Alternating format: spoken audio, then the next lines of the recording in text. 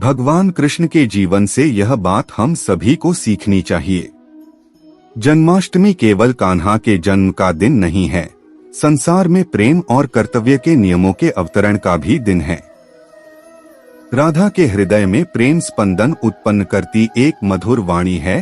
कृष्ण तो महाभारत में रथ पर सवार अर्जुन को ललकारती एक उत्तेजना और तेज से भरी आवाज भी है। कृष्ण संसार का यह नियम है, जब अंधकार छाएगा तो कहीं दूर सूरज भी जन्म लेगा। जब अन्याय सिर उठाएगा तो उसका अंत भी कहीं से शुरू होगा। बर्बरता शिखर पर होगी तो उसे मिटाने का साहस भी धरती पर ही जन्म लेगा। हमारी धरती का ही नियम है, जिस पर संसार टिका है, तो उस अराजकता में उम्मीद का जन्म लेना ही तो जन्माष्टमी है। कंस के अत्याचार के विरुद्ध जन्म लेने वाली आवाज है जन्माष्टमी। यह सिर्फ एक त्योहार नहीं, हमारी संस्कृति और परंपरा की पहचान है। अन्याय, अहंकार, अराजकता के विरुद्ध एक आंदोलन है। भगवान श्री कृष्ण का जन्म लेना ही हर मायूस दिल में उमंग और उम्मीद का भर जाना है। जन्माष्टमी पर एक बात कान्हा ने हमें सिखाई है, अध्यात्म और कूटनीति के बीच का रास्ता है। अन्याय के विरुद्ध जीवित रहना, अपने को सुरक्षित रखना, अपने विचारों को परिपक्व होने देना, अपने को पोषण देना और अपनों के बीच रहना। जन्माष्टमी की रात ही हमारे कान्हा को देवकी का आंचल छोड़ना पड़ा।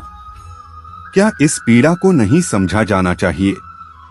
जन्मी से बिछड़ते शिशु की आवाज को सुने बिना व्यर्थ जाने देना चाहिए। नहीं, यही तो कान्हा ने पहला संदेश दे दिया था कि बड़े लक्ष्य के लिए, संसार के लाभ के लिए, शांति की स्थापना के महामार्ग पर पहला कदम है त्याग। गोपाल ने बतला दिया कि अराजकता के विरुद्ध खड़े होने की पहली आवश्यकता है स्वयं को जीवित रखना और अन्याय के विरुद्ध सगे संबंधियों से भी लड़ना पड़े तो लड़ना। यहाँ एक बात और समझने की है, यदि भगवान कृष्ण स्वयं अपने अत्याचारी मामा कंस के विरुद्ध न खड़े होते तो महाभारत के युद्ध में अर्जुन को अपने अन्यायी भाइयों के विरुद्ध खड़े होने का संदेश कैसे देते? जन्माष्टमी केवल कान्हा के जन्म का दिन नहीं है, संसार में प्रेम और कर्तव्य के नियमों के अवतरण का भी दिन है। राधा के हृदय में प्रेम स्पंदन उत्पन्न करती एक मधुर वाणी है।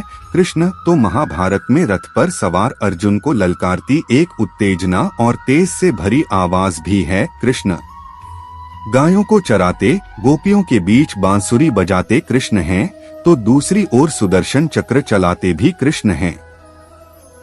यह जो जीवन के दो छोर हैं, यही जन्माष्टमी का संदेश है। एक ओर जन्म का उत्सव है तो देवकी से दूर होते कान्हा भी हैं। माता यशोदा का प्रेम और नंद की छाव भी तो है। कान्हा का जीवन ही तो संदेश है कि सब दिन एक तरह नहीं रहने वाले, ये दिन भी चलते जाएंगे, बस तुम उस लक्ष्य को थामे रखो जिसके लिए तुमने जन्म लिया है।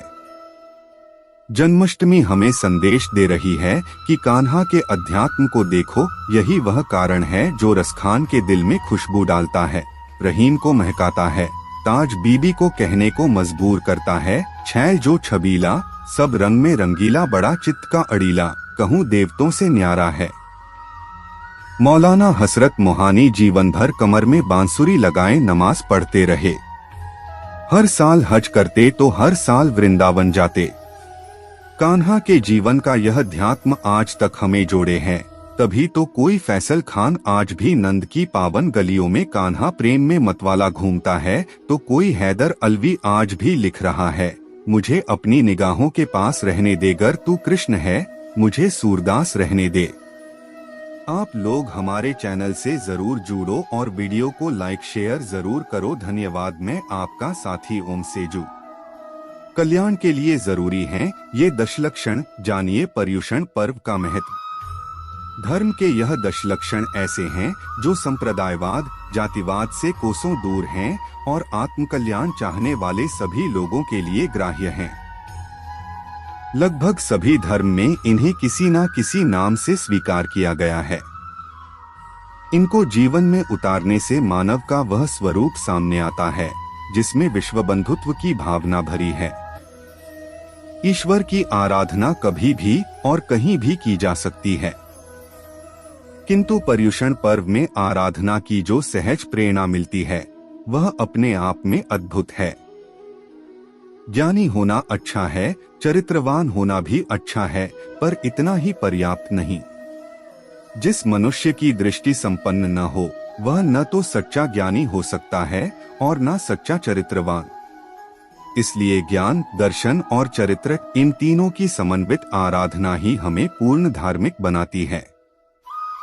इन तीनों विधि से आत्मस्वरूप की प्रतीति पूर्वक चरित्र धर्म के 10 लक्षणों उत्तम, क्षमा, मार्दव, आर्जव, शौच, सत्य, संयम, तप, त्याग, आकिंचन और ब्रह्मचर्य की आराधना करना ही दशलक्षण अथवा पर्युषण पर्व है। धर्म के यह 10 लक्षण ऐसे हैं जो संप्रदायवाद, जातिवाद से कोसों दूर हैं और आत्मकल्याण चाहने वाले सभी लोगों के लिए ग्राह्य हैं।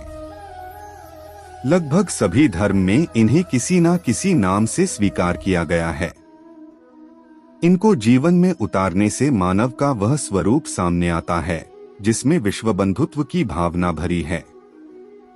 समस्त मानव जाति अगर धर्म क्षेत्र की रेखाओं से परे होकर इन 10 लक्षणों का पालन करे तो यह दुनिया जितनी कुरीतियों, विकृतियों का सामना कर रही है वे सब तिरोहित हो सकती हैं। धार्मिक जीवन व्यक्ति का आंतरिक जीवन है। धर्म से उसका अंतःकरण निर्मल होता है। अंतःकरण की निर्मलता का मुख्य हेतु है मैत्री। यह मैत्री भावना प्रतिदिन अनुकरणीय है। किसी के प्रति मन में कुटिल भाव आए तो उसका तत्काल शोधन कर लिया जाए। अगर आवेश में या किन्हीं और अपरिहार्य स्थिति में तुरंत ही हृदय को सरल न बना सके तब समस्त कुटिलताओं को धोने के लिए यह पर्व अवसर देता है। यही कारण है इस पर्व का प्रारंभ क्षमा से होता है और अंत भी क्षमा से होता है। यह पर्व हमें प्रेरणा देता है कि हम अपने अतीत का अवलोकन करें, वर्तमान को शुद्ध रखें और भविष्य के प्रति सतत जागरूकता का संकल्प लें।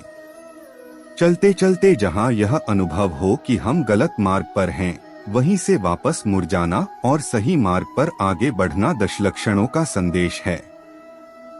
जीवन की सार्थकता तभी है जब पर्व के दिनों किया गया यह प्रयोग हमारे जीवन की स्वाभाविकता में परिवर्तित हो जाए। कितना ही कठिन समय हो, हमारी सरलता बनी रहे, मान अपमान दोनों स्थिति में विनय से विचलित ना हो। कलुष हमें घेरे तब भी हमारी पवित्रता में कमी ना आए। असत्य हमें कितना ही प्रलोभन दे, सत्य का साथ ना छूटे। जब जब मन पाप की ओर अग्रसर हो, अनुशासन बनाकर रखें। इच्छाएं तांडव करें तो संयम की मधुर तान से शांत कर दें। पर्व काल में हम संस्कारों को सुदृढ़ बनाने और अपसंस्कारों को तिलांजलि देकर एक दूसरे को समझने का प्रयास करते हैं। मन से मैल हटाकर सब हमारे अपने हैं के भाव से सबके समीप के आने का प्रयास करते हैं। गीता में श्री कृष्ण ने अर्जुन से कहा कि हे अर्जुन, प्राणी मात्र को अपने तुल्य समझो। महावीर का भी यही संदेश है, मिट्टी में सव्वभूएसु वेरम मज्झ न केनई। सभी प्राणियों के साथ मेरी मैत्री है, किसी के साथ वैर नहीं है। पर्व के दिनों हमें कहीं से कोई धर्म आयात करने की प्रक्रिया नहीं करनी है, अपितु हमारे भीतर जो विकृतियां आ गई हैं उन्हें हटाकर धर्म स्थापित करना है। इन दिनों हम स्वयं के द्वारा स्वयं को देखने का, नैतिकता और चरित्र की चौकसी का काम करते हैं। अपने आप को प्रेरित करते हैं कि भौतिक और संसारी जीवन जीते हुए भी आध्यात्मिकता को जीवन का हिस्सा